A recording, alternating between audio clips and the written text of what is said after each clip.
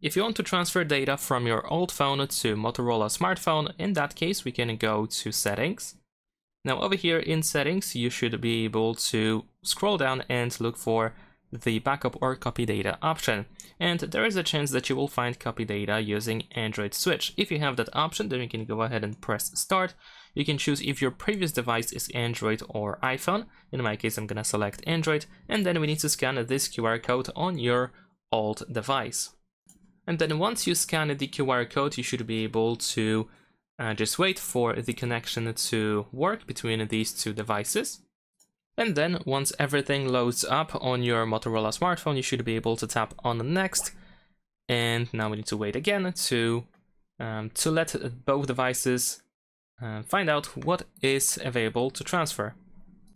There we go. Now over here we can see everything that we can transfer. So this includes apps, call history, photos and videos, music and audio, and the device settings. You can of course uncheck boxes for things that you don't want to transfer, and of course you can tap on apps as well in order to choose specific apps that you want to transfer or not.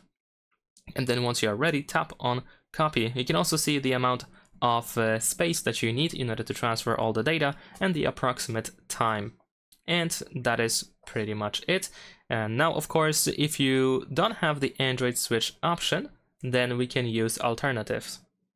So what you can do is you can go to the Play Store and you can use an app that allows you to transfer data. For example, one of the better apps is the local Send app, and this is the one that I'm talking about. And of course you will have to download the same app on both devices. So now once you have both apps, on both phones you have the same app opened, you should be able to, for example, tap on Send on the older device, and over here we can of course choose files that we want to transfer.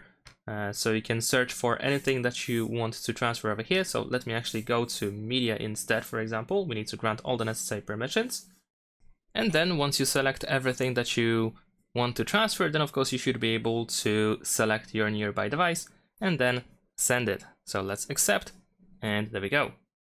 And as you can see, there's lots of different categories to choose from. We can transfer files, photos and videos. We can even just send a text, or we can even choose apps, and you can transfer apps quite easily from your phone as well.